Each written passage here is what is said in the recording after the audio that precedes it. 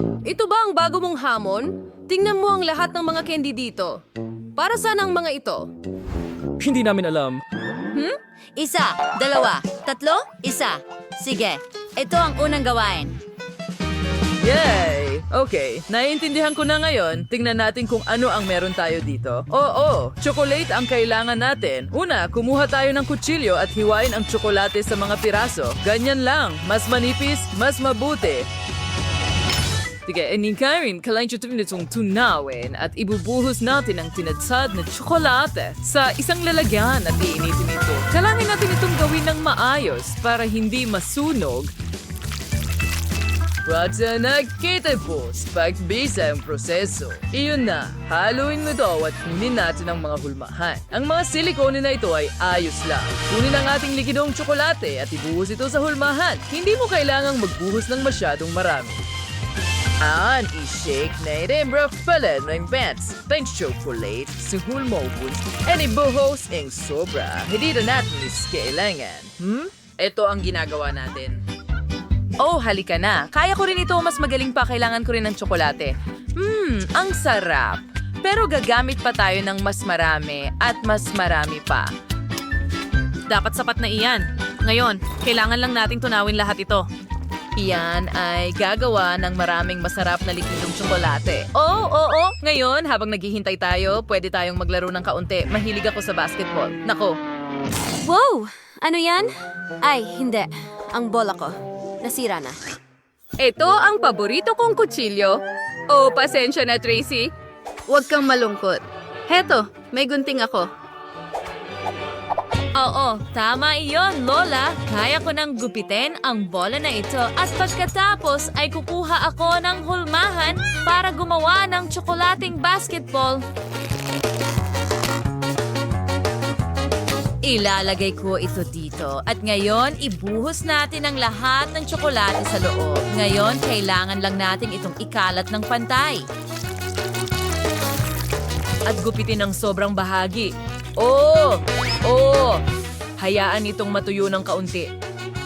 At handa na ito! Tingnan mo ang kalahati ng basketball. Ngayon, pwede nating punuin ang mangkok na ito ng iba't ibang candy tulad ng M&M's.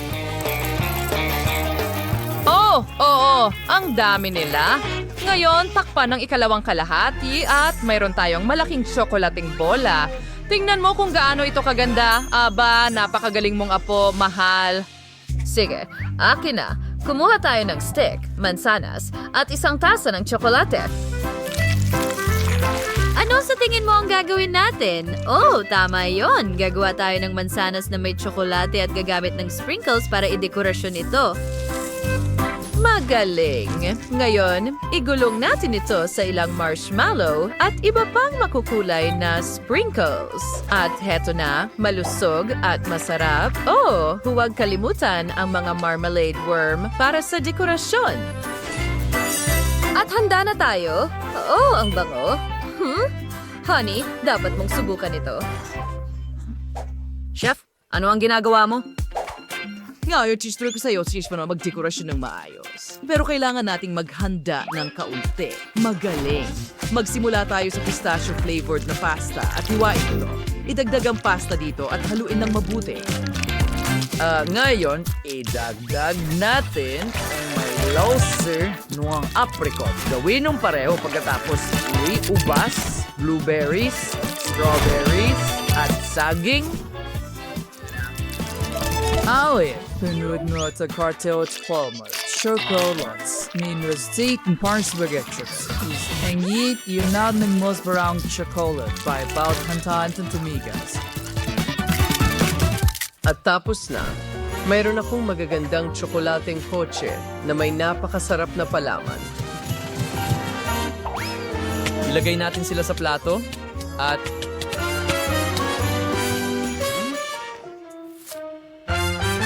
tapos na tayo. Wow! Ang daming chocolate na treats dito. Tingnan mo ang mga kotse na ito. Magkakaroon ako ng karera. Sino ang mauuna sa bibig ko? Wow! Ano yan? Wow. Hurra! May palaman ito! Subukan ko nga! presa. Woy, apricot! Gustong gusto ko ito! Ang cute! Ngayon, durugin ko itong basketball. Wow! Ang daming candy sa chocolate basketball na ito. Wow! Kaya kong kainin ito buong araw. Yum! Gustong gusto ko ang M&M's. Tingnan mo yan. Mansanas na may tsokolate sa stick. Masarap. May marmalades din sa ibabaw. Gustong gusto ko ito. Pero ang panalo ay ang chef. May nagduda ba doon? Isa akong profesional. Ngayon, gawin mo akong isang cake. Oo. Sa wakas, talagang gusto kong gumawa ng cake. Yay! Oh, honey, anong ginagawa mo? Tigilan mo ang pagkalat ng cream kung saan-saan. Napaka-unprofessional. Kahit na, natakpan ko na ng cream ang aking cake, kaya salamat sa tulong. Ngayon, i-assemble natin ang cake gamit ang iba't ibang kulay ng cream at lagyan ng cream ang mga sponge cake. Huwag kalimutang gawin ito ng pantay. Ngayon, saging naman. Tapos isa pa at ayan na. Ngayon, kailangan nating takpan ito ng birding mastic. Oo, ang kinis. Susunod, idedekorasyon natin ito, syempre, gamit ang magagandang pink na guhit. Pagkatapos, kakailanganin ko ng mas maraming pink na mastic para takpan ito sa itaas. Lola, napakaluma na niyan. Nakita mo ba kung ano ang gusto ng apo mo? Hindi yan, Lola. Gusto ko ng cake, hindi pie. Naku! Well, gagawin ko itong multi-layered. Kita mo? Ang pangalawang layer.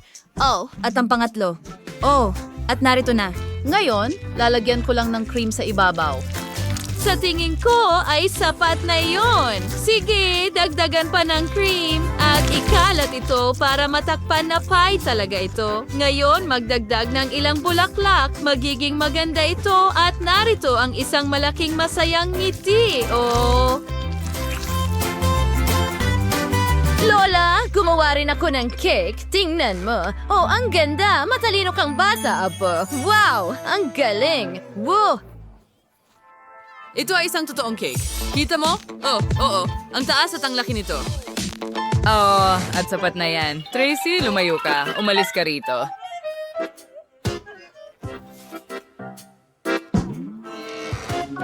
Sige. Well, ang cake ko ay hindi kasing laki ng sa kanya. Well, tingnan natin kung ano ang magagawa ko.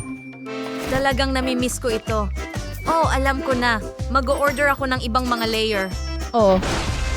Ngayon, ilalagay ko ang bawat isa sa ibabaw ng isa. Wow! Oo, ang bilis nun! Magaling! Oh, hindi. Ha? Sa tingin ko, kaya ko pa rin ito. Siguro hindi ko kailangan ito. O, tama, gagawin ko ito na parang mula sa cartoon. Naalala mo, nakita natin ito sa The Sleeping Beauty. Ang galing na ideya. Wow!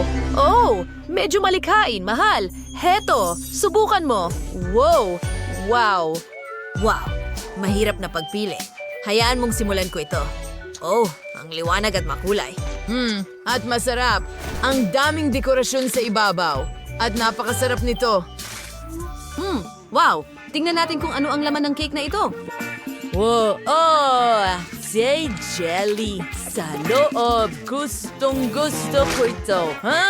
Oh! Wow! At paano naman ito? Napaka-kreatibong paraan ng paghahain. Wow! Napakasarap din sa loob.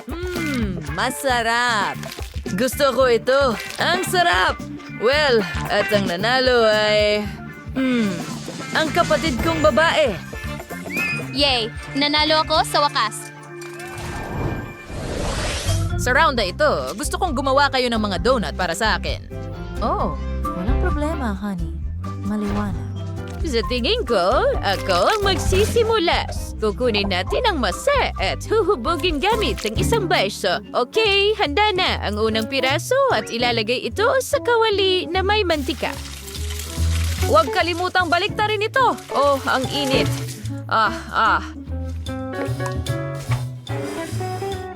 Ngayon, kailangan natin ng hiring bilya. Lola! Natatakot ako dyan! Huwag kalimutan, honey! Para lang ito sa donut at para sa palaman ng jam sa donut. Okay, ganyan lang. Perfecto! Ngayon, gawin natin ito sa iba pa at takpan ng pulbos na asukal. May kulang.